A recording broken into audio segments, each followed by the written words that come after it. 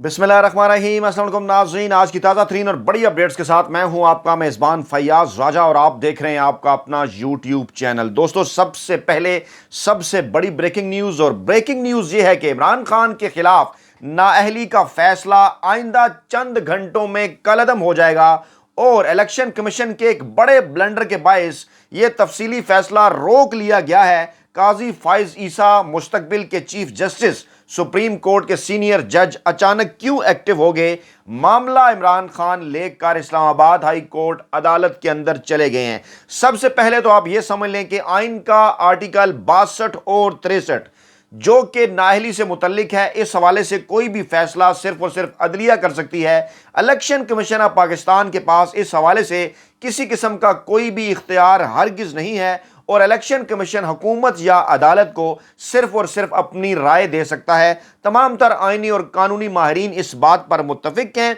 और इमरान खान के सख्त तरीन सियासी नाकिद भी यही बात कर रहे हैं कि इलेक्शन कमीशन की जानिब से इमरान खान के खिलाफ दिया जाने वाला फैसला अपने मैंडेट से तजावुज़ है, इंतहाई कमज़ोर फैसला है और यह फैसला हाई कोर्ट में उड़ जाएगा और आइंदा आने वाले चंद दिनों के अंदर मामलात आपको वापसी की तरफ जाते हुए दिखाई देंगे। सिर्फ और सिर्फ इमरान खान के ऊपर दबाव बढ़ाकर सियासी फवायद हासिल करने की कोशिश की गई है, लेकिन हैरान कुन तौर पर जैसा कि फवाद चौधरी ने भी कहा, ये उनके अल्फाज में आपके सामने रख रहा हूँ। फवाद चौधरी ने यह कहा कि अवाम बदकिरदार इलेक्शन कमिश्नर के फैसले को मुस्तरद करते हैं और अवाम ने कल बड़ी तादाद में निकलकर इस फैसले को मुस्तरद भी किया। और इसी दौरान राना सनाउल्लाह की वजारत दाखिला और जंग जियो ग्रुप समेत कुछ मीडिया ग्रुप्स ये तासुर देने की कोशिश करते रहे कि लोग जो हैं वो बड़ी तादाद में नहीं निकले। वो इस बात का कंपैरिजन कर लें उस वाक़े के साथ जब इंटरनेशनल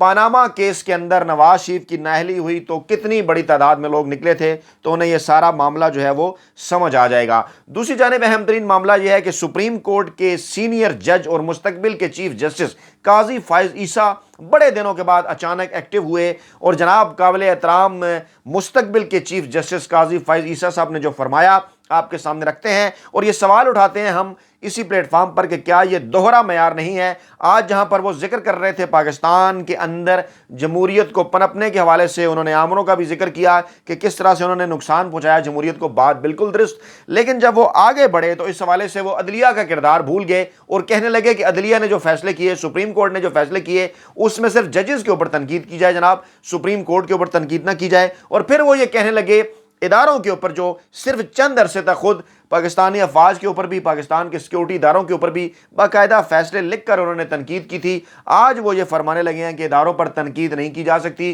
क्योंकि इदारे हैं तो मुल्क चल रहा है। फिर जनाब उन्होंने एक और बात की, उन्होंने कहा कि मुल्क के एक वज़ीर-ए-आज़म को बेटे से तनख्वाह ना लेने पर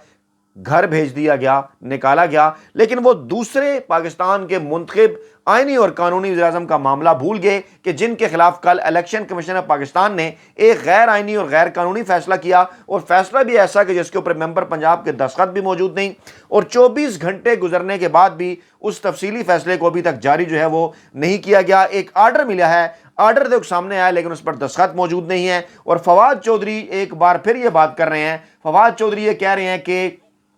ये इसलिए किया जा रहा है, इलेक्शन कमीशन का फैसला क्यों जारी नहीं किया जा रहा 24 घंटे गुजरने के बावजूद, क्योंकि इसमें हुकूमत की मर्जी की चीज़ें शामिल की जा रही हैं। बंद कमरों में फैसले करने का वक्त गुजर गया, मुल्क के मकबूल तरीन लीडर को नाअहल किया गया और बड़ी तादाद में कोयटा, गिलगित बल्तिस्तान, दयामर समेत इस्लामाबाद, कराची, सक्कर, गुजरांवाला, हर जगह पर पूरे मुल्क से लोग बड़ी तादाद में बाहर निकले। 24 घंटे गुजर गए लेकिन अभी तक इसका फैसला नहीं आया। अगर आपके पास फैसला मौजूद नहीं है तो आपने फिर कल क्या सुनाया है? फॉरेन फंडिंग केस भी आपने इलेक्शन कमीशन की वेबसाइट पर जारी किया। अब इस फैसले को तब्दील करके जो आपसे बड़ा ब्लंडर हो गया है, क्योंकि 62-63 के हवाले से आपके पास किसी किस्म का कोई इख्तियार ही नहीं नाअहली का, आप सिर्फ राय दे सकते हैं, मामला अदालत भिजवा सकते हैं। अब इस बड़े ब्लंडर को कवर करने के लिए इलेक्शन कमीशन ऑफ पाकिस्तान के अंदर आइनी और कानूनी माहिरीन बैठ गए हैं और अब ये सोच रहे हैं कि जनाब इसको किस तरह से इस मामले को संभाला जाए, क्योंकि इससे पहले भी एक दबाव के नतीजे में ये फैसला सामने आया। अरशद शरीफ भी ये बात बता चुके, हमारे ज़राए का भी ये दावा है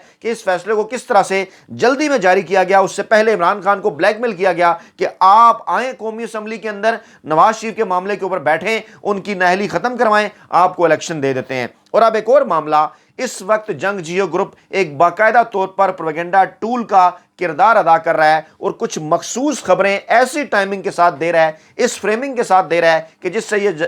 بات ظاہر ہو کہ شاید عمران خان جو ہے وہ کسی قسم کی ڈیل کرنے کی کوشش میں ہے۔ میں اسی پلیٹ فارم پر بارہا آپ کو یہ بتا چکا کہ عمران خان یہ بات کب سے کر رہے ہیں کہ وہ الیکشن مارچ کے مہینے میں بھی اس پر رضامندی کے لیے تیار ہیں، لیکن کچھ اہم ترین وجوہات انہوں نے سامنے رکھی ہیں، کچھ شرائط ان کے سامنے ہیں کہ ایک تو وہ ان چوروں کے ساتھ ہرگز نہیں بیٹھیں گے، انہیں کسی قسم کا کوئی این آر او نہیں دیں گے، دوسرا چیف الیکشن کمشنر کی تبدیلی ہر صورت ضروری ہے، اور تیسرا ملک کے اندر جو اہم ترین اور بڑی تعیناتی آرمی چیف کے حوالے سے ہونے والی ہے وہ نئی منتخب حکومت کو کرنی چاہیے۔ اب اس معاملے کے اوپر عمران خان سے نہ صرف نیوٹرلز مل چکے ہیں، 25 مئی سے پہلے بھی مل چکے ہیں، 25 مئی کے بعد بھی مل چکے ہیں، عمران خان کے منت ترلے کیے جا چکے ہیں کہ نواز شریف کو ساتھ بٹھایا جائے، آپ کو دے دیتے ہیں مارچ کے اندر الیکشن۔ عمران خان ان تمام تر باتوں سے انکار کرتے رہے۔ آج انصار عباسی صاحب کی طرف سے جنگ گروپ کے لیے ایک سٹوری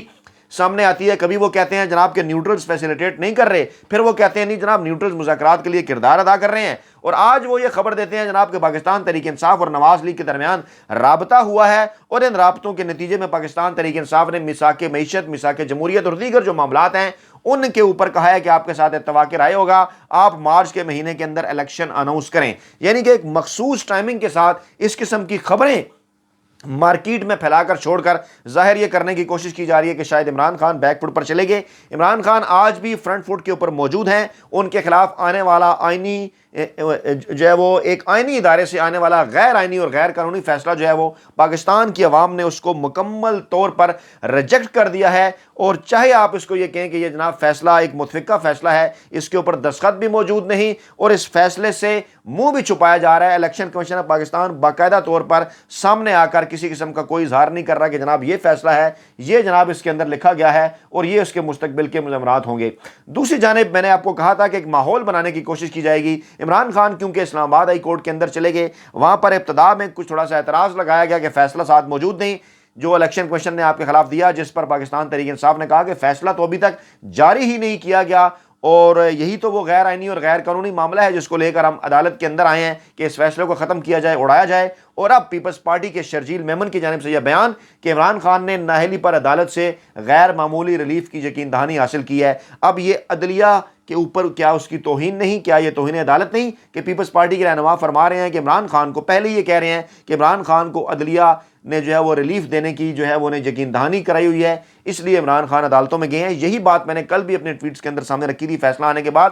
کہ مقصد صرف اور صرف یہ ہے کیونکہ یہ فیصلہ غیر آئینی اور غیر قانونی ہے، اس فیصلے نے ڈیفینیٹلی جا کر عدلیہ کے اندر اڑ جانا ہے، کلعدم ہو جانا ہے، ختم ہو جانا ہے۔ اس کے لیے یہ ماحول پہلے سے بنائیں گے، اور جب وہ فیصلہ ختم ہوگا تو کہیں گے دیکھیں جناب عمران خان لاڈلا ہے، اس کو عدالتوں سے ریلیف مل رہا ہے۔ حالانکہ اس ملک کی 75 سالہ سیاسی تاریخ میں اداروں کا، اسٹیبلشمنٹ کا، عدلیہ کا، بیوروکریسی کا، میڈیا کا سب سے بڑا لاڈلا نواز شریف ہے، اور اس لاڈلے پن کی وجہ یہ ہے کہ ان چاروں اداروں کے اندر نواز شریف نے 80 کی دہائی کے اندر سے ہی ایک شریفی سرمایہ کاری کی، ججز ہوں، جرنیل ہوں، گاڑیاں ہوں، پلاٹس ہوں، وہ سب آپ کے سامنے تاریخ کا حصہ ہیں۔ میڈیا کو اشتہارات ہوں، بیوروکریسی کو دیگر فوائد ہوں، بیوروکریسی اپنے پلازے کھڑی کر رہی ہو، میڈیا اشتہارات کے انبار لگا رہا ہو، یہ تمام تر فوائد نواز شریف نے میڈیا کو، بیوروکریسی کو، عدلیہ کو، اسٹیبلشمنٹ کو، ججوں کو، جرنیلوں کو، صحافیوں کو اور سرکاری ملازموں کو پہنچائے، اور آج ان کی یہ جو سرمایہ کاری ہے ابھی تک پھل دے رہی ہے۔ اور جب اس سرمایہ کاری کے ختم ہونے کے چانسز قریب آئے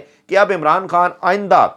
اگر اس وقت عمران خان موجود ہوتے، بڑے اداروں کے اندر ہونے والی تمام تعیناتیاں اور جو تبدیلیاں ہیں وہ میرٹ کے اوپر ہو رہی ہوتی، اور سپریم کورٹ کے اندر جج بھی میرٹ کے اوپر تعینات ہوتے، اسی طرح سے دیگر اداروں کے اندر بھی میرٹ چل رہا ہوتا، تو شریفی سرمایہ کاری جو کہ اداروں کے اندر گزشتہ تقریباً 40 برسوں سے موجود ہے وہ ختم ہو جاتی، اور ملک ایک دفعہ میرٹکریسی کی جانب لے کر آگے پاکستان کو لے کر بڑھتے عمران خان۔ لیکن عین اسی وقت عمران خان کو غیر آئینی اور غیر قانونی طریقے سے گھر بھجوایا گیا، اس سارے معاملے کے اوپر بریک لگا دی گئی، کیونکہ مقصد صرف اور صرف یہ تھا کہ اگر میرٹ آ گیا تو پھر عدلیہ ہو، اسٹیبلشمنٹ ہو، بیوروکریسی ہو یا میڈیا ہو، ان کے اندر موجود جتنے بھی مافیاز ہیں، جتنی بھی شریفی سرمایہ کاری ہے، وہ عمران خان کا مقابلہ نہیں کر پائے گی، اور آئندہ آنے والے چند دنوں میں عمران خان کی سربراہی میں پاکستان ایک جمہوری